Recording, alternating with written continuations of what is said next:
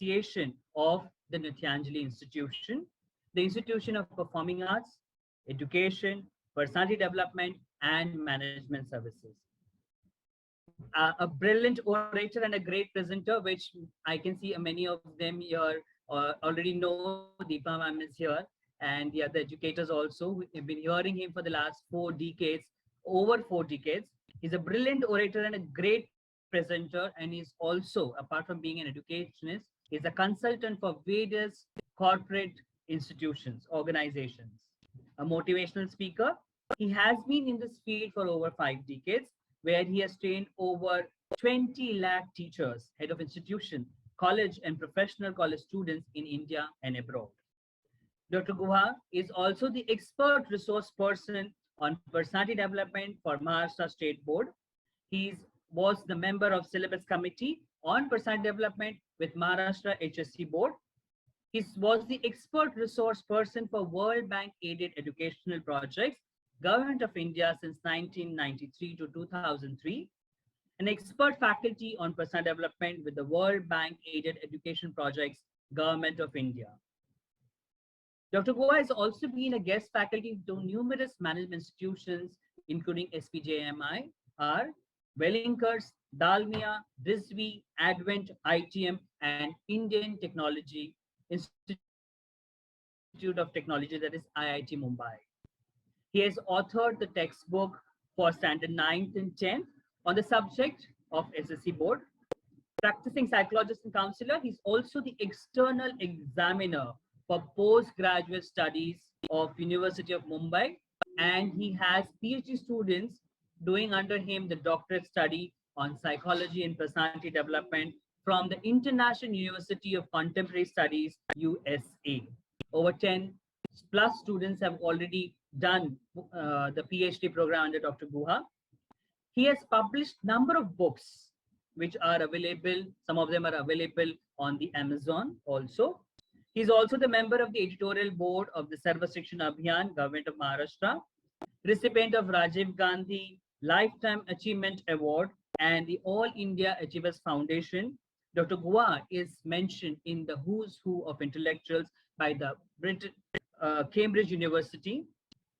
Dr. Guha, who is the founder of chairperson of Open Forum for Principles, was invited to be a very special guest with the government of Australia, where the mayor was there to welcome him. He addressed on Indian values and education at the special event that was organized by the mayor of Australia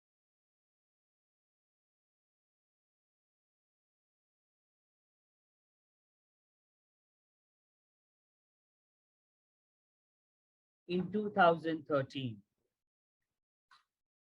As I said, included in the International Who's Who of Intellectuals by the International Biographical Center, Cambridge, England, for the achievement in the particular field of selfless service to society.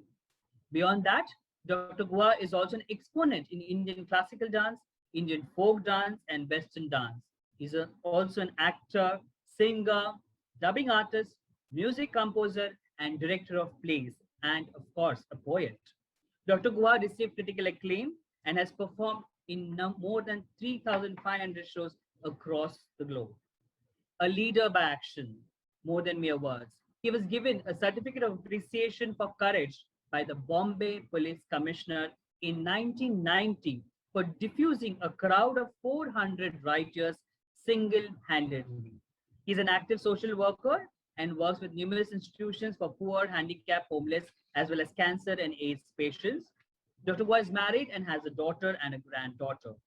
It's a proud moment for us to share that on 5th of January 2017, Charushila Productions and the New Bombay Design Company, alumni of FTII, that is Film and Television Institute of India, Pune, premiered the screening of the 90 minutes documentary film on the life and works of Dr. Tushar Guha titled Nirjar. We can all watch that on the YouTube channel also. With that, I have Dr. Guha here who will be addressing the entire gathering. Thank you very much.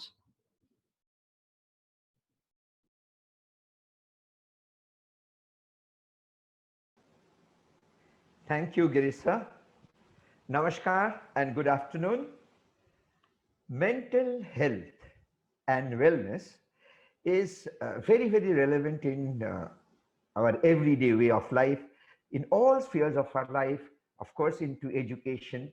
And we all know, we are aware of it, we are working towards it, but maybe it may not be at the topmost of our priority list, because human tendency is, we always go in for tangibles. So what is concrete, we like to get those. And mental wellness is abstract. It cannot be seen, it can be felt. And naturally, not by intention, but our prioritization of mental health has gone back. It has been pushed back. I always believe abstract is more powerful than the concrete. I think all of us, we are in education, we all know it is. The prism throws or reflects 7 colors, the rainbow. We can see that, but what we cannot see is the white light, which is invisible, which is the most powerful thing. And so, therefore, uh, mental health becomes the base for every other achievement.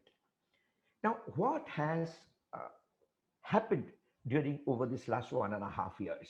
Because of Corona, we were panicked, we developed anxiety, fear of the unknown, we were stressed, we started losing our self-esteem, self-confidence, no positivity, we started becoming negative, our social circle stopped. But yet, every cloud has a silver lining. Corona brought in something good. It reinforced within us that we need to look back on mental health. Corona also brought in discipline in our own lives, but more so, there's a realization that started dawning on each one of us that the neglected area of uh, you know uh, mental health needs to be at the top of our priority list. Uh, During this time, I would like to share as the chairperson of Open Forum for Principals. During this last 10 months, January to till I think July, uh, yeah, 7, 8 months, OFP, Open Forum for Principals India, me, Mr. Girish Dalvi, who is the chief administrator, then we have Dr. Suresh Nayak, then Mrs. Deepa Desai, and I find the two speakers also that are here today, Mrs. Revitri Srinivasan and Mrs. Rekha Vijaykar. All of us, we joined hands and we conducted a survey across India to identify what will be the issues and possible solutions once the schools reopen. And the most beautiful part that has come out is everybody, every principal across north, south, east, west started saying mental health is the biggest issue, because we have to see, we have to bring positivity back among our children, among the parents, among the teachers. And therefore, I would like to, thank the organizers of this today's conference for bringing in this topic here along with other relevant areas of education. Thank you so much for this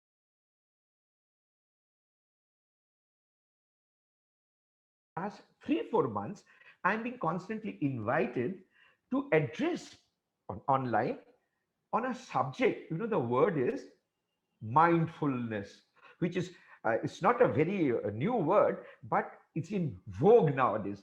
Now, what is mindfulness? Mindfulness is exactly mental health, because mindfulness means calming of the mind. Now, why are we talking about calming of the mind? When we calm our mind, what's going to happen? We are going to be objective, we are going to be reasonable, we are going to be focused. And once we are focused, what happens is we are able to set our target. And once we are able to set our target, then we are able to achieve. And then once we start achieving, what happens? We tend to become positive. Now, during Corona, what happened to each one of us? We lost positivity. We were becoming gloomy. Future was uncertain.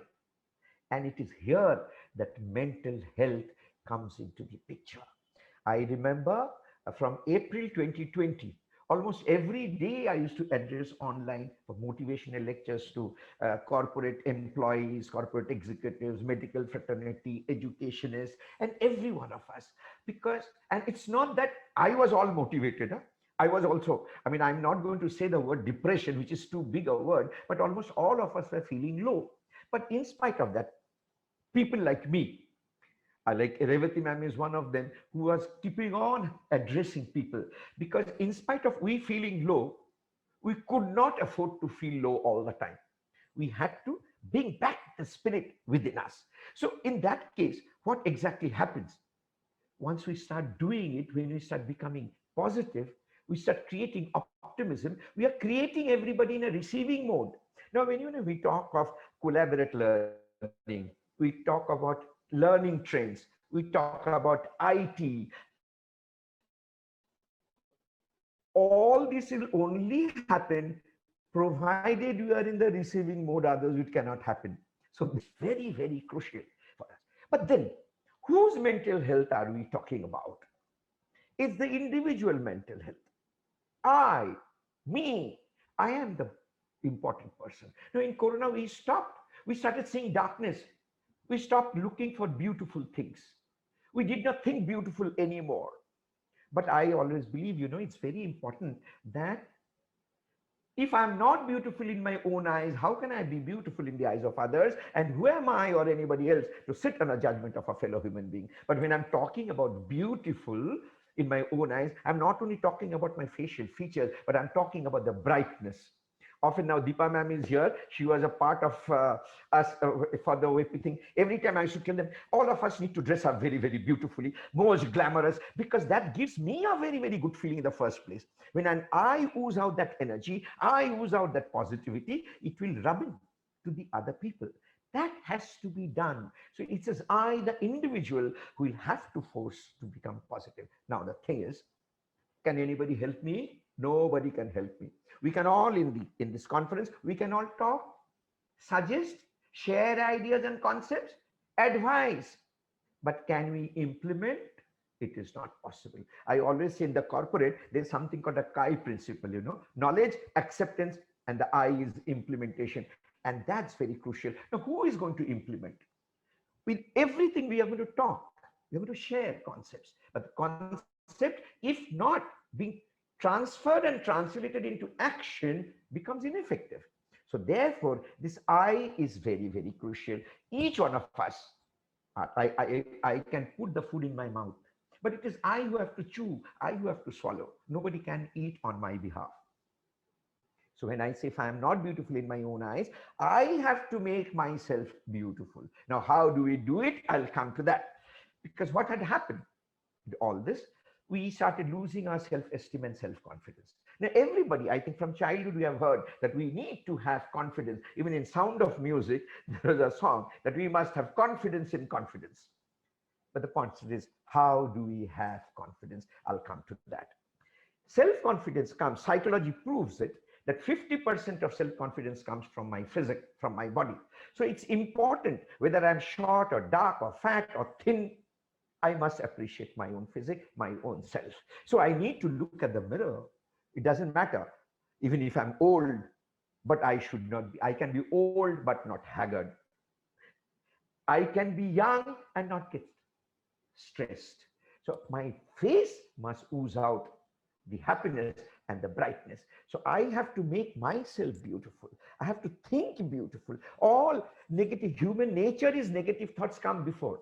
You talk to any person in any meeting, your subordinates, you will find majority of them will say, no, sir, how to do that? We come out with the difficulties before. So we have to start thinking otherwise. I have to say, why can't we do it? I will do it. Maximum what is going to happen? I will fail. It will stop, but nothing will end anyway. Now, if I never take an initiative, how do I ever go? So start spending time with the mirror. Start looking at yourself. Ladies, you are very fortunate. You can use eyeliner, you can use rouge, you can use lipsticks, but women can't do that. But women also can still do it. Like I may be baldy, but I try to see that, my baldness shines well.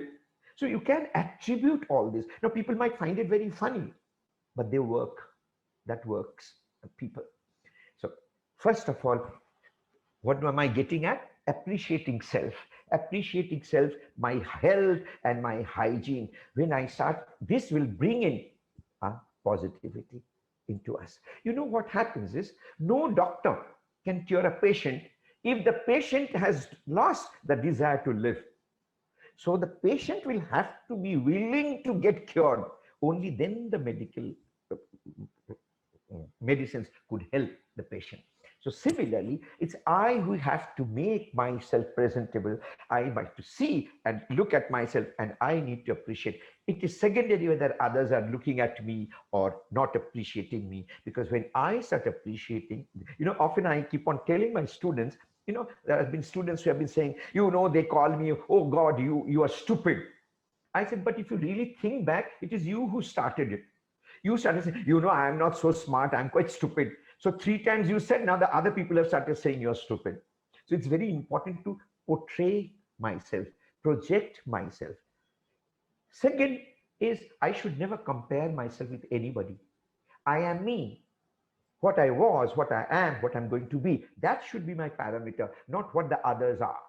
Because no two people are alike and can ever be alike. In psychology, we say we are like all other people, we are like some other people, we are like no other people. And the fact that there is no other people, that's crucial.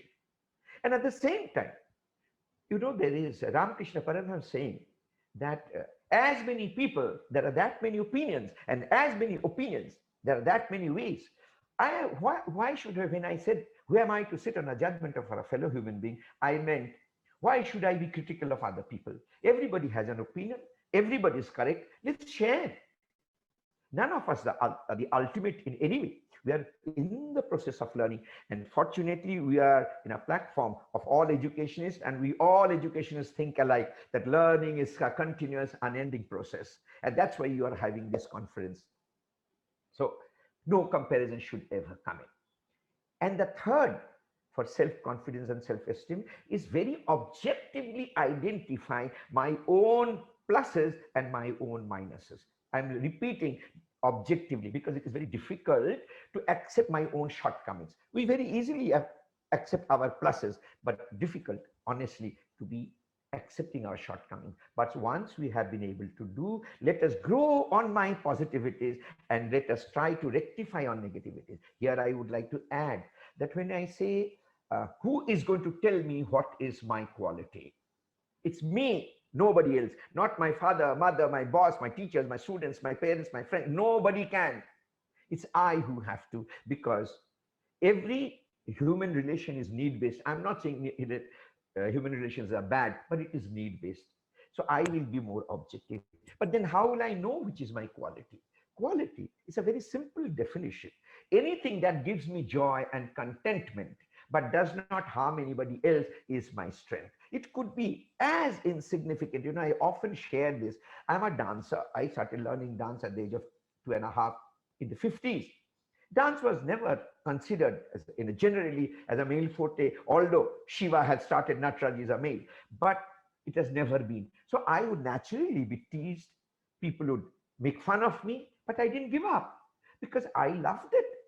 And my research on utilizing the elements of performing arts into day-to-day life with psychology makes a complete personality, help me to achieve whatever little I have achieved. So it's important to do that. Now, when all these three happens, my self-confidence rises. And when my self-confidence rises, what happens? I tend to become objective. And here comes the coming of the mind. Because, we have all known human beings are rational animals. But unfortunately, as we go, our rationality takes a backseat. But we need to polish our rationality. So I have to calm my mind. Now, all of us know yoga, meditation, all these things help. But let's be very practical. How many of us really practice yoga? How many of us really practice meditation? We'll say, I do it. But if you check once in a week, once in 2 weeks, because the kind of fast life we are leading, it is difficult. Very few people are persistent about practicing this. But then there is one little thing I often say, that let us spend 10-15 minutes every day with myself. I call it being alone with me. You know, and when I'm sitting alone, maybe in the balcony, maybe lying down in my bed, if you have a garden, or maybe in your own office, be with yourself, just blank. Initially you will find a lot of thoughts will come, but gradually thoughts will recede, and I will have that mental peace. Then there are other ways which is called as emotional freedom therapy, that anything that is disturbing me, I should take a sheet of paper and write it down. All my feelings, my negative feelings, my anger, every little thing. Read it and then destroy the paper. It is not diary writing, but it is getting, I call it psychological puking, get it out of my system. So that will help me to calm my mind. And the third, I call it a self-reliance, that I need to be independent in my own thoughts, in my own reasoning. Our path should be judiciousness. Often I always say there are four categories in a human being, you know, submissive, interrogative, judgmental, and judicious. Children are all submissive, although they are interrogative, but they will usually listen to the elders. They will not question much. But then comes a teenager where there are a lot of questions they may ask and may not. Then comes from the age of 20 to 50 to 60, we are judgmental. We form opinion on people just like that, which is wrong. But then comes judiciousness. I don't say there are 30 years olds are not judicious. There could be. Judicious is when I'm able to substantiate each of my assessment to myself. I see even in today's conference, we are talking about assessment, but that assessment is, of course, with the examination or assessing the academics. But I'm talking about assessment of another fellow human being. We have right to be analytical, but we have no right to be judgmental. We have to be judicious. Judicious means anything I form an opinion, I substantiate it with my own reasoning power. I am answerable to me. You know, in the corporate world, we keep on teaching two things. One is ownership and accountability. Whom am I accountable to? Most people feel that I'm accountable to my company, I'm accountable to my boss, but I say I'm accountable to me. When a position has been given to me, a designation has given to me, an office has been given to me, I am supposed to understand the functions of that and ask me, am I fit enough? Have I got equipped, and am I delivering? And the other thing we talk is adaptability to change. Today, we are into globalization. You know, across the world today, we are attending the conference. Globalization is sitting at one place, getting to know everybody. But globalization also means that while I accept the innovations of others, appreciate the others' learnings, but I do not forget my own traditions, I do not forget my own culture. And that is education. Often I say there is a difference of being academically learned and being educated. We may be holding a lot of degrees, but we may not be educated. And there are plenty of people who do not have degrees, who do not even possibly know to read and write, could be extremely educated. Education is increasing our horizon, our outlook, our capacity to adapt people at a different situations, to respect the other fellow human beings, even if you are differing with me. So what? The more the merrier. That is more the challenges that we have. This kind of concepts brings in peace of mind. When we talk about mental health, it automatically also spreads out to physical health. See, in COVID, number of children have actually become obese because there's been no physical activity. In fact, during the research that we did, we found once the school reopens, we have to consider to have number of physical activities to bring the physical agility into the children. Now, what about the teachers then? They will also have to have physical agility. And when we have physical agility, then we start having mental agility. Senility, being senile, is usually associated with the old people. after the age of 75 or something, people say that we are likely to be senile. There are people who become senile, but there are plenty of elderly people who are not senile. That is because they're very, very physically agile, and so therefore they are very, very mentally agile. The spirit that comes with it. So that is what I call is, what did we do during Corona? We, the educational fraternity, we brought in the spirit of living. The economists looked after the economy. Medical looked after the health. Commerce and industry looked after the industries. But we educationists looked after the spirit of living. That has been our contribution at every given case. So mental health, well, health and wellness brings us that we need to be positive, look at the brighter side of life. Everywhere there will be bad and good. But if I look for the good, good will happen to me. In fact, there are plenty of books on positivity. We often say one who thinks positive gets positive, one who thinks negative gets negative. And that is absolutely true, because living is mine. There will be hurdles in life, but I am not supposed to be succumbing to those hurdles. That is, we call it is the shower principle that needs to come.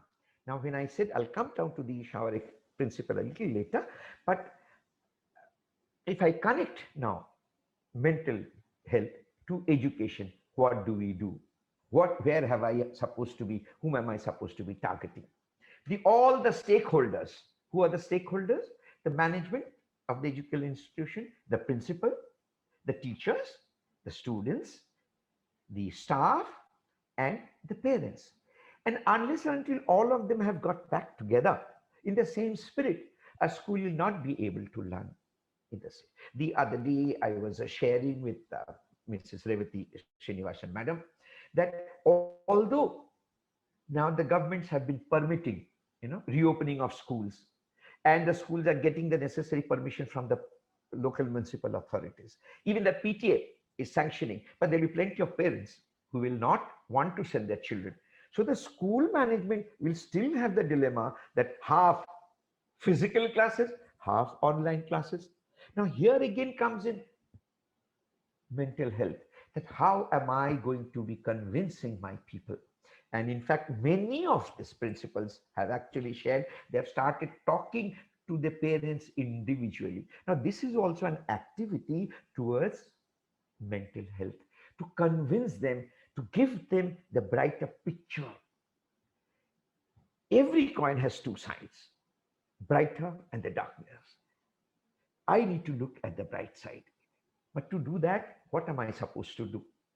Again, I said, I have to be bright. So that's why I said it is shower principle. That means if we have to make our parents and the children brighter, if you have to make my staff and teachers brighter, then the management and the principal will have to be bright. The management and principal will have to look glamorous, look positive, act positive, interact positive, and they have to ooze out energy and spirit of living. When that happens, it percolates to the teachers. When that happens, it percolates to the staff. When that happens, it percolates to the children, the students, and the parents. And collectively, the happiness quotient starts spreading all over. In this context, it is also important that each one of us principals, we are open. We should be open to taking different thoughts, different action plans, different executions of different schools, and try and customize it to my own institution. And so the mental health will begin as the shower principle. What is shower principle? When I'm standing below the shower, the water trickles, first my head gets wet, then my shoulder, then my feet. But if I go to the pond, my feet and my legs get wet, and only when I take a dip, my head gets wet. So it has to percolate from top. Any management for that matter has to happen from the top. I remember years back in 90s, when personality development was coming into the vogue, then Secretary of Education Government of Maharashtra, who was the Secretary of Education Government of India later, late Mrs. Kumud Bansal, When we were interacting, I told her, ma'am, it is you who have to start out with. And it is so wonderful. She is the one who actually joined me. She said, yes, let it start from me. And that's how we went to the DOs, that is district officers, DOs, district education officers, then to the inspectors, then to the principal, then to the teachers, then to the students. Because every group, when you train, they will always say, please talk to my boss also. And when you talk to the boss, that boss will say, please talk to my boss also. So let us take it upon ourselves that we ooze out that energy, we ooze out that positivity. Mental health, although I said it is abstract, but it is very easy. The simple thing is that I want to be happy. So what we have to do? Because when I ooze out happiness, the other person will also ooze out happiness. There's another area sometimes. See, negativity comes to people very fast.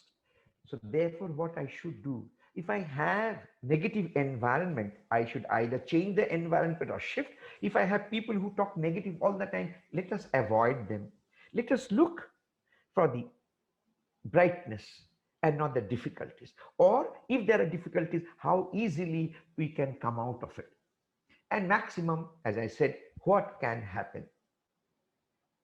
It may not show immediate result, but that does not mean that my efforts have gone wasted.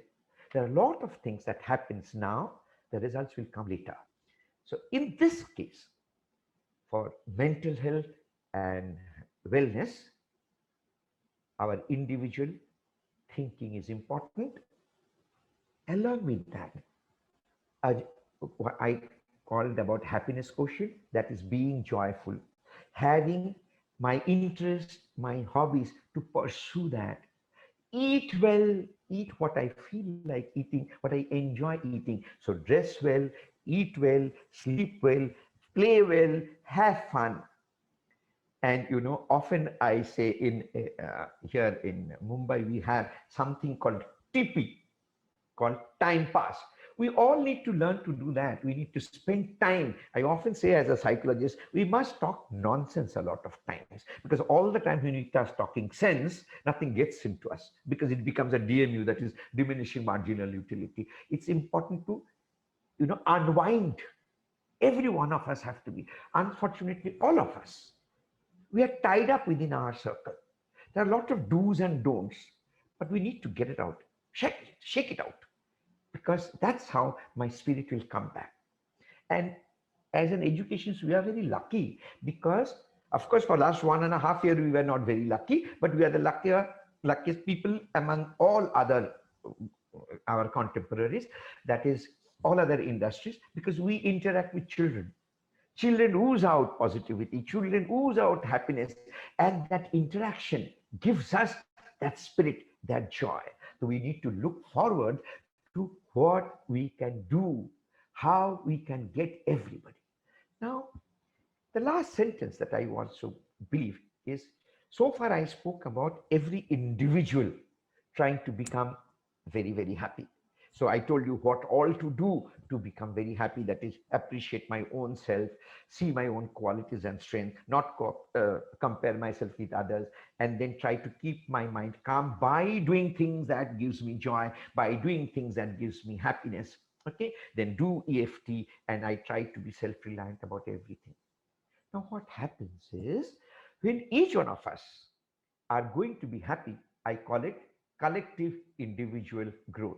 What is collective individual growth? I think we heard a story when you were small, that there were 6 sons who would always fight, and the father would always tell them, don't fight. But one day the father told each one of them to get a stick, and he said, break the stick.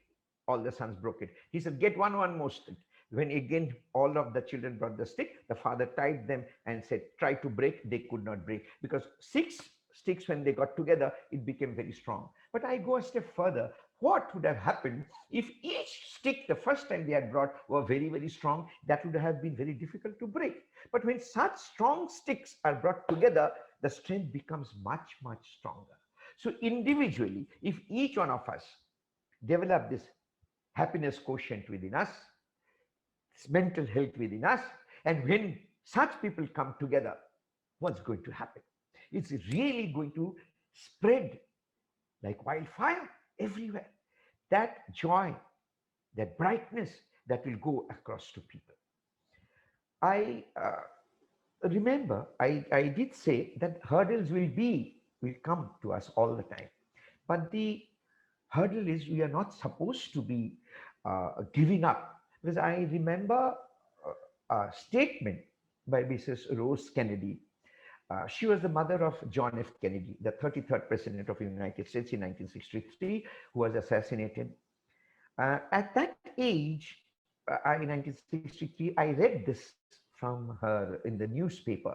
And I think that really has brought in a lot of, made a lot of sense to me, a lot of spirit to me. She said they asked her, how do you feel that your son who has been assassinated, how do you feel now? For a mother who was 8 years old, for 8 years old, and a mother whose son was the most famous man in the world, then she answered that I believe God will not give us a cross heavier than we can bear. Either we survive or we succumb. If we survive, we become more broader, understanding, beautiful, and happy person.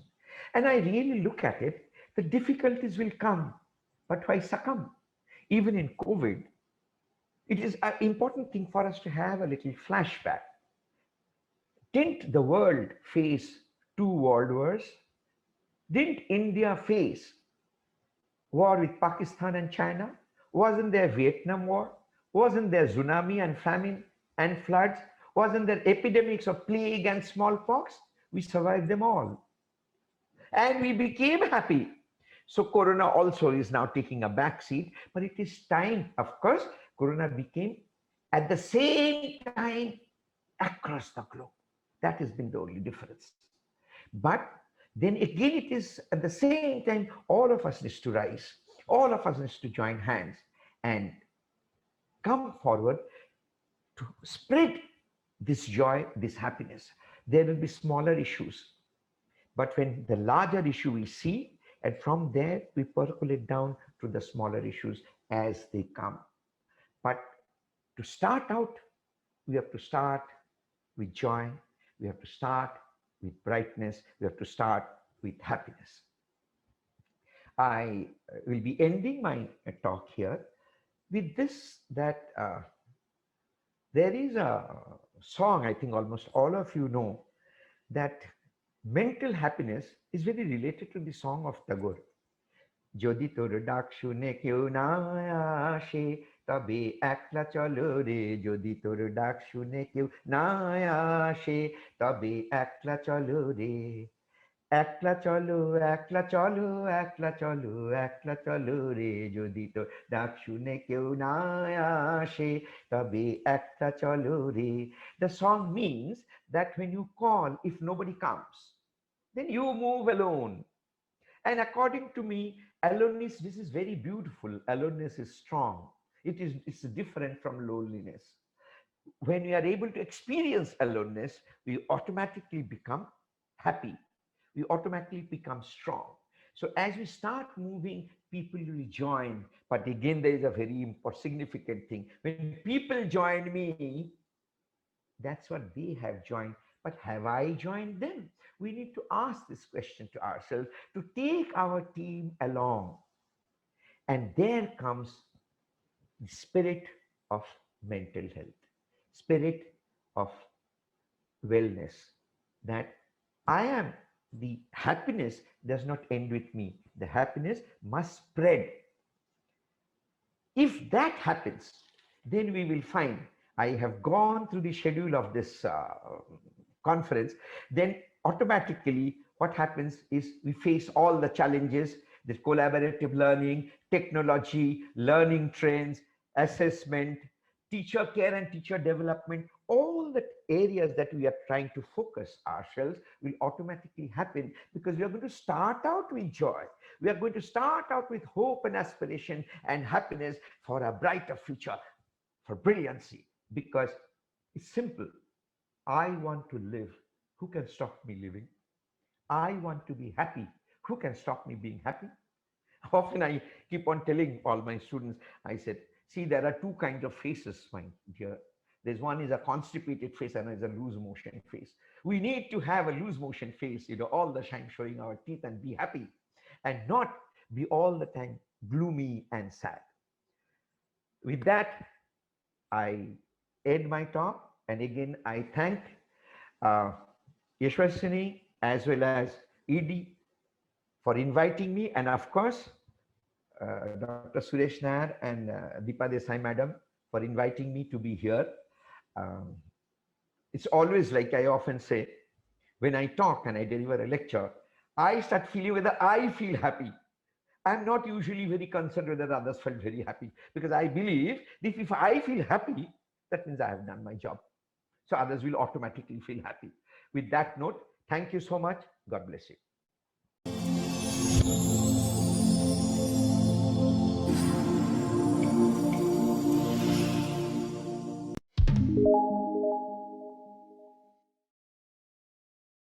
IDEA is Individual Resource Development International. It is a complete journey offered to the students to be prepared to lead a progressive life. This initiative is an effort by the like-minded professionals who have learned about life by their own experiences and by eventually realizing what seeds could have been sown to do better in life. We at IDEA Studio want to be the torchbearer in assisting the self-development of a child and help young minds see clear and a confident path to tread on. We want children, especially the ones in their teenage, to be well-groomed, independent, and judicious from an early stage in their lives.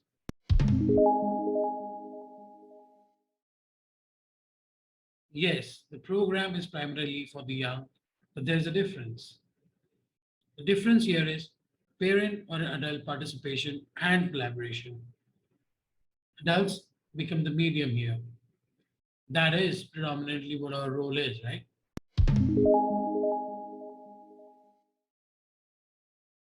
To begin with, we make the children go through a series of tests while offering career guidance and counseling to them. These tests will be based on a combination of multiple intelligence theory, aptitude, and personality. These will help us determine not only the aptitude of a child based on his or her personality, but also their primary and secondary intelligences.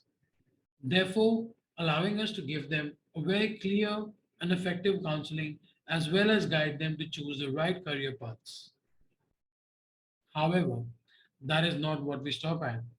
We shall also be focusing on their grooming and confidence building. There are three programs which we have designed with the assistance of experts from around the world. We call them the Aram, Praram, and Parichay.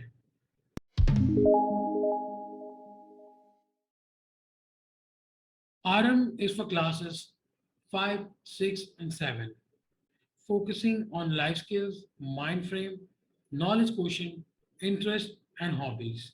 We believe this as the foundation for students to be better prepared as they have almost entered the adolescent phase or are about to. Next is Praram.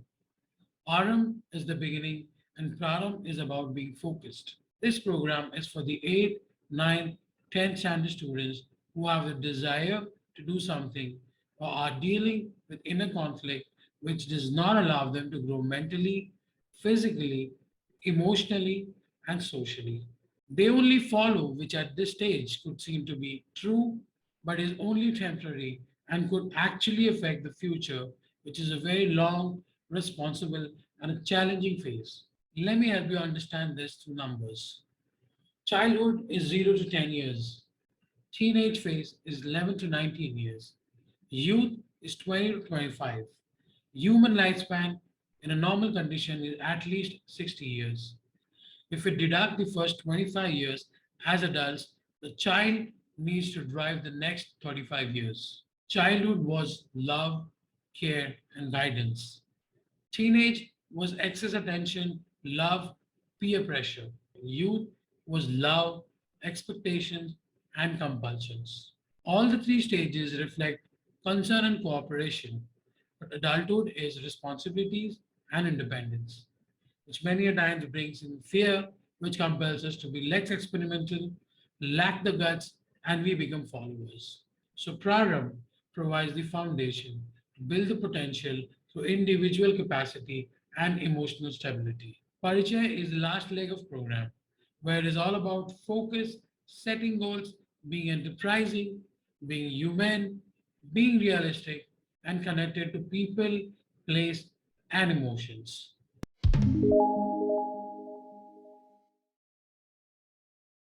As I mentioned before, these programs are realistic and might not be ideal. Realistic for it caters individuals. Every enrolled student will be cajoled, will be encouraged, and walk through along with the assigned counselors, along with their parents. Every dream is individual, and so is every individual. So, how can we offer a standardized program to one and all? There is no one shoe that fits all. We have to go by the child and their personalities. Standardization could be possible in offering academic information, training into vocational subjects, pursuing hobbies, etc. We will work on the individuality of a child through this program. It's like science is a subject, while scientist is the inventor. It's like dancing is learning steps. The performance is individual expression, the choreography, and the interpretation. In a factory, a product is manufactured but sold through innovative ideas.